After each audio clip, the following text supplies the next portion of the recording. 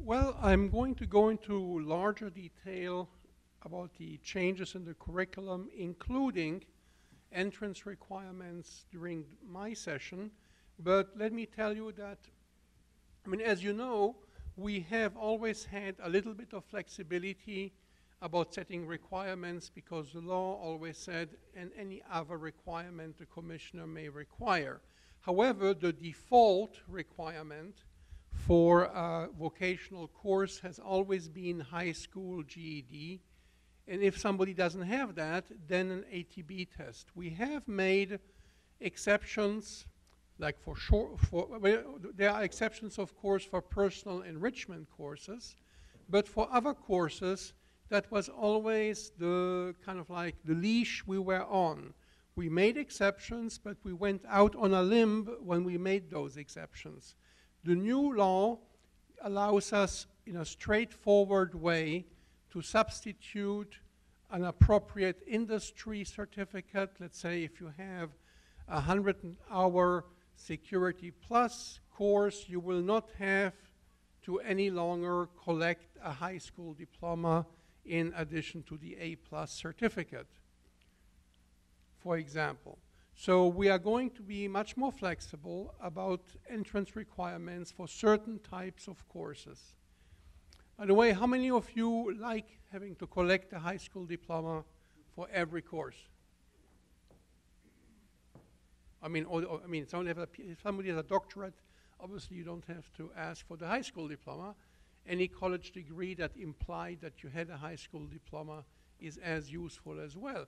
But the thing is, we are going to be working on simplifying that aspect for many courses where it's not really needed in order to ensure that the student benefits from the training.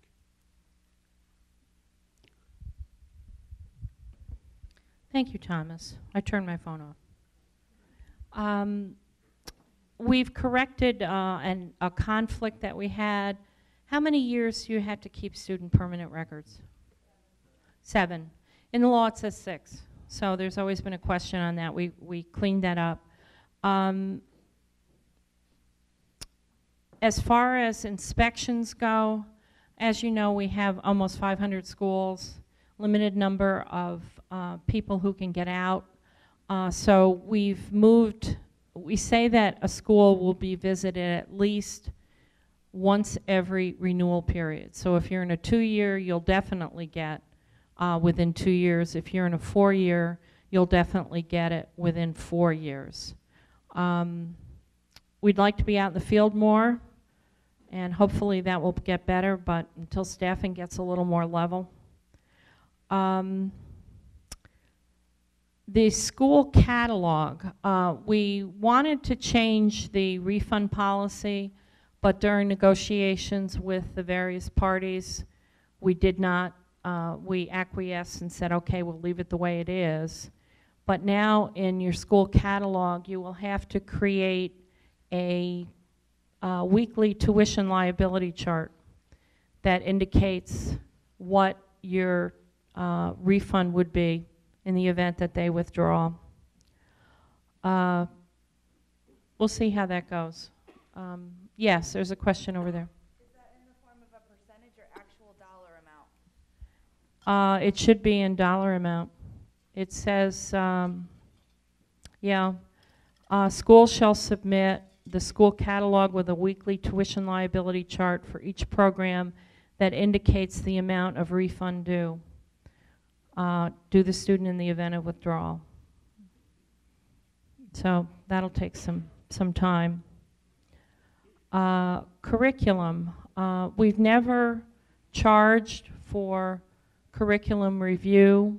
Thomas is a one-man show, and the amount of work he puts into helping schools with curriculum, etc. Again, we are financed by the schools for the regulation, and it was determined that the application fee will be instituted for curriculum review. Less than 100 hours or more will be $250, Less than 100 hours will be $100. Thomas, you're going to talk about that more during your review because, you know, if you're a school that submits 40 10-hour courses, are we going to charge you $100 every time? That doesn't seem right. So we'll be getting a policy out on that. We're also hoping that this will decrease the number of frivolous applications. There's one institution, it goes back to my curriculum review, where 2 or 3 times a year the school director would, it was the school owner, would change the course from this many hours to that many hours, and this many hours back to that many hours. And it was constant, and it was confusing, and it was crazy, and we're hoping that will cut down on the frivolous applications that we do receive. Yes, Muriel? Yes. Yes, we'll still be using the outside evaluators. That seems to work out quite well. Also, Thomas will probably push the idea of the pre-evaluators because we're getting so many curricula that are unusual. It's hard to find good evaluators. Let's see. This is another major change within our sector, and it has to do with licensing of teachers. Thomas is going to spend a lot of time on this, but it's a huge change. We no longer have the registered business teacher. They're all licensed private career school teachers. Kirk Howard in our Albany office has done a great deal of work with us for the past couple weeks going over how we will change the school licenses and working with our IT department to reflect those changes. Much more complicated than you would think. The bottom line is the teachers will hold their own licenses. They'll no longer be restricted to a trade school. They will have their name on it. It will go to them. We feel that it will probably diminish the number of unlicensed school teachers we see, as we see a fair number of them. I think it will make it easier for the teachers to move from school to school. You know, maybe they leave a school and they want to become licensed at another institution. They have that in hand. As director, you look at that and you determine whether or not they are duly licensed and it will work. I think it's going to be a much better situation. I mentioned candidate schools. Students can complain if they didn't receive their full disclosure. We also looked at civil penalties and administrative sanctions. I'm involved with Jerry McAvoy, who's our counsel, and we are hiring another attorney. We are involved in an unusually large number of disciplinary actions. Also, we are involved in a lot of student complaints that are much more sophisticated than they used to be, and they often lead to a major case investigation. These can take a couple years to get resolved. In the interim, when there is a major case investigation, what happens is the investigator working with the field supervisor and Jerry and me, we're all very much involved. We conference call, we get together in meetings, and we look at investigative reports and we figure out where we're going. Then we call the school in and we do, we have a meeting talking about what was found, what the violations are, what the maximum fines are, and we negotiate. The fines add up very quickly. They really do. We have a lot of comparison. We look for other disciplinary action that we've done that has similar characteristics of this one to determine what is a fair and just violation.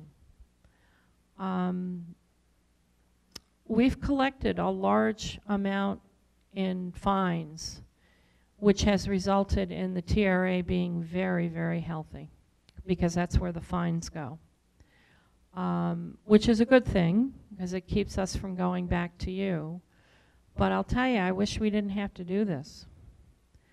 We're adding another investigator, which is a sign of what's going on.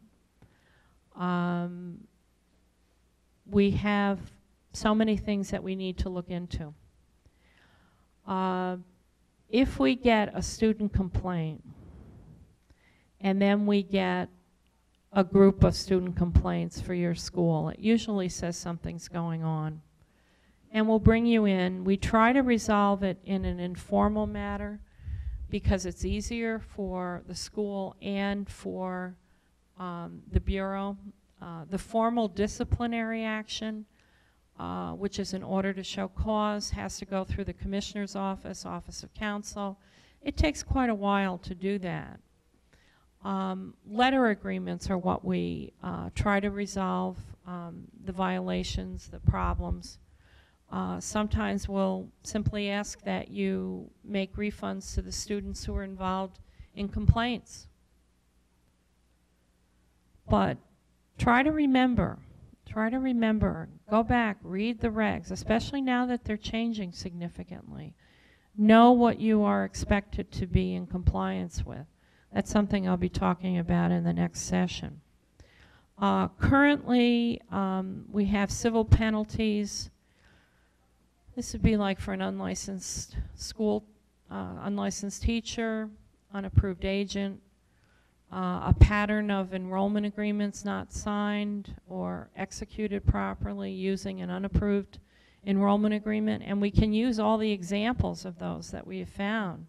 Previously, it was 2,500. That's going to 3,500. You get 15 of those. That adds up. We also have a certain category of violations that we deem to be more serious. That's a $50,000 fine right now. It's going to 75. And that would involve continuing to operate a school when we suspended you, false, misleading, deceptive advertising. Some of you have gotten letters from me because we've come across ads that are over the top, that they're misleading, that you're saying things, you know, you're promising jobs, you're saying the tuition is free, you're making all sorts of claims that are not true. And you'll get a letter from me saying, you know, what are you doing about this? Have you stopped it? And we'll give you a warning once, but if you continue to do it, you will get that fine, and it will be $75,000, which is a pretty hefty fine. Other things, employment of recruiters on the basis of commission. Even though this hasn't been allowed, certainly on a federal level for a long time, we don't allow, they have to be salaried employees and they can only get so much, can't be more than their salary. This has been in the news over the last year. Senator Harkin with his campaign against for-profit education, particularly proprietary colleges, where the aggressive recruitment is off the charts. And these people are getting paid by the head. So they're really cracking down on that. Don't fall into that. Be careful of aggressive recruiting. One of the areas that I've seen aggressive recruiting going on is in the area of the veteran. They've talked about the veteran who, you know, they've got the GI Bill, they get veterans benefits. This is a great person to get into your school, but let's do it right. Let's not recruit someone who perhaps has PTSD, can't get out of bed in the morning. It's not a good recruitment, but a lot of these institutions have they're not losing sleep over recruiting that student. I guess they'll worry about it later on, but that's an area that's always been a concern. Failure to make a tuition refund. If there's a pattern of it, that would be the $75,000. Offering a program that's not approved, $75,000. Admitting students who failed to meet the admissions requirements. You would be surprised how many times our field people go in and they don't find admissions requirements in the student's folder. And you know, you may say, well, you know, afterwards, we have a case right now where the director has said, well, I have them now. When we go in, what we see is what we take. This is what happens. Make sure you meet those entrance requirements and it's documented and it's in the folder, because it could be a very serious, especially if we go in and we look at 20 folders and we find one high school diploma and all the rest have nothing in there. So that's a pattern. So there's quite a few areas. I think that's worth looking at very closely, because that's pretty hefty. This next segment, this is kind of amusing, and we ran it by the Beauty School Association, the Coalition. We also ran it by the Advisory Council, various interested parties. This was an 11th hour inquiry from Sheldon Silver's office. When a student refers another student to school, you've been able to give a non-monetary gift to the student for that referral. We raised it to $75. They're doing a chapter amendment to remove this entirely from the law. They don't want you to be able to give anything to the student for a referral. I'm not sure if they saw the student acting as an agent, but this was a big whoop-de-doo over there, and we couldn't figure it out. I don't know that any of us have ever even looked at that, you know, that this is being done, but it's coming out. There will be a chapter amendment.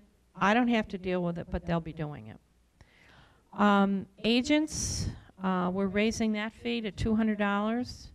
The period of effective date, it's a 3-year instead of 2-year. I believe the intent there was to encourage institutions to be very, very careful in your hiring of agents. $200 is pretty hefty. A side comment on agents. When I went into institutions as a field person, I was always, once I got to the school, I was always aware of what was going on. I'd sit in the reception area, I'd listen to the receptionist talking to people, I'd see teachers talking to students. If any of those people are talking, if they're talking about the program, they're talking about the cost, they're doing anything solicit, procure, enroll a student, get them licensed as agents. You don't want that violation. Teach-out plans. Now, all of you are required to have a teach-out plan in the event that you close. We have found so often when an institution closes, obviously they don't care anymore. Usually what happens is they tell the students before we get there, and we send out the field person and a couple investigators, because we do the complaint thing and talk to them about what their rights are. Usually they say, oh, the state closed us. So we go in and they're all angry because we did it, but when in fact they did it. Are they worried about a teach-out at that point? Not so much. But the law required that the school do it, so it made it kind of awkward for us. So now we're allowing BPSS to have the ability to arrange for a teach-out if the school hasn't done it. So it just makes it more of a legal situation. In the event of a school closure, we usually look at students who attended within 14 days of the date of closure as being eligible for the term current student. This is important on the federal level as well, because they'll ask us, was this student current at the time of closure, and that often results in loan forgiveness. We've extended that to 30 days, and the reason behind that is when a school is closing, usually things aren't too good for a while before. You can see the writing on the wall. So this gives more student protection when things are going sour. As far as refunds go, it previously said that the student would be entitled to a full tuition refund. We've expanded that to include books and fees, because in many cases that can be a substantial amount, and this will help make the student, the idea is to make the student whole. The TRA, we've clarified it a little bit more. At the present time, if the tuition reimbursement account is at 1.8 million or more, and we're about $500,000 above that right now. It's been pretty stable. We can suspend the collection of that unless you're a newer school, less than 16 quarters. If you're over that, it would be suspended. One of the biggest problems we face in the Bureau in terms of student protection has to do with student records. We have had hundreds and hundreds of schools that have closed. We currently have probably 5 or 6 years of student records that are sitting in a warehouse. We're paying storage on it, that we cannot get scanned because of the money that's involved. When the legislation was written back in 1990, I don't think we really had an idea of how many schools would close over the years and how much of a problem this would become. We only keep 20 years worth of records, but think about you, especially you guys who are larger and you've been in business for a while. That's a lot of records. I see Bill Kahn here. I can just imagine, and you've recently had your move, so it's a huge amount of documentation.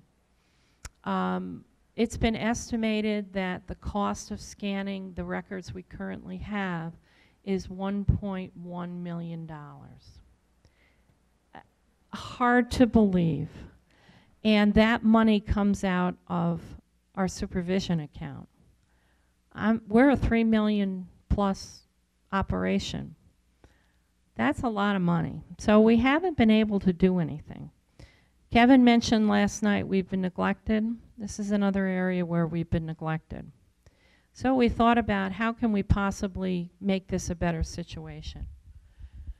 Again, Monica through NASAPS talking about, you know, what do the other states do, particularly if they have a tuition recovery account like we do. They see it as student protection. They take some money out of that to do the scanning. So our plan is to start doing that with the new law. We're allowed to up to $200,000. Now, this is going to be done with everybody under the sun looking over our shoulder to make sure all the fiscal people, council will be involved, division of budget might be involved. I doubt we're going to take $200,000 right away. We're looking for other areas where we can get money to get this done, but we're going to be starting it. I think of Caliber Training Institute. There are so many students out there, we just don't have the access to the records. And it's really very difficult. If the TRA is anywhere near the 1.3 million, which is where it kicks in for assessing the schools, we won't consider the $200,000. We are audited. The TRA is audited at the present time every year. Pretty much it seems like they finish it and then a month later they're back. So we've bumped it up to every other year. When you look at what the controller's office is responsible for in terms of auditing, our TRA is pretty small potatoes.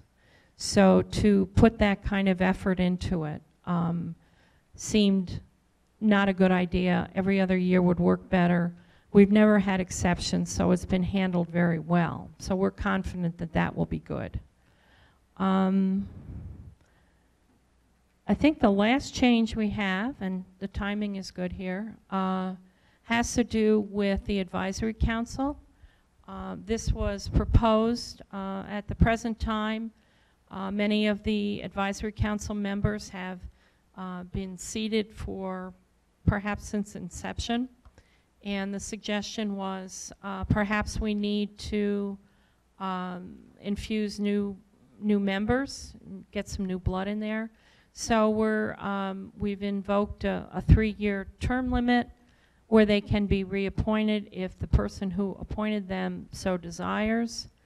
I don't see huge numbers of people lining up to get on the council, but you know, we have some good viable candidates. We have one that's being vetted right now, and we're excited about it. She's from the Learning Disabilities Association, and the Bureau's working with them on pilot program, how we can help more students who have LDs to be successful in schools, and we think that's going to be good. And she has a lot of energy and a lot of good ideas, and I think she'll be the student advocate.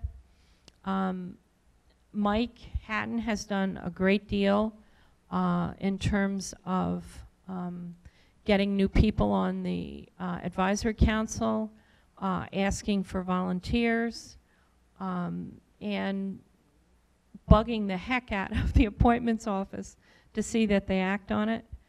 Those of you who know Mike, and Terry alluded to it last night, the guy with no enthusiasm gets things done. So there will be some activity in terms of getting these people renewed. Many faces here I don't see on a regular basis. I am always at the advisory council meeting, and I recommend that you consider going because a lot of information is shared there, and it's a forum for you to ask questions and bring up questions and concerns that you have. And I encourage more people to do that.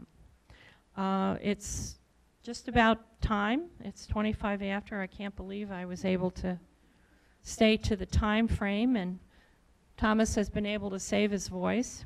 And I think is Terry around? Okay, so he'll tell you what we're going to do next, and we'll see you in a little bit. Thank you.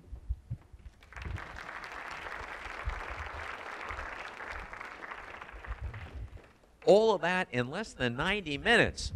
Wow. I mean, what can you get on cable these days for 90 minutes? I mean, whoops, well, we won't go there. It has just been a great treat to have a nice overview, to put it all together, which is what something like this does. Just reviewing page by page, regulation, you know, part of the law by part of the law. And Carole is right. In order to understand what the regulations are all about, you first have to have a grounding in the law itself. And so it was really very important and valuable to take some time now to review these new changes in the law, because those changes in the law are what gets reflected in the regulations that then get promulgated. That's the fancy word for it, right? That then get promulgated by the regents to make that law effective. Okay, now the law is certainly effective on its own, but there are many different provisions of the law that need to be expanded slightly, need to be tweaked slightly, need to be explained slightly. That's the purpose of regulations. It's not meant to change the law. It's meant to add that additional dimension so that the law is really understandable and so that the provisions of the law are truly workable. That's what regulations are supposed to do.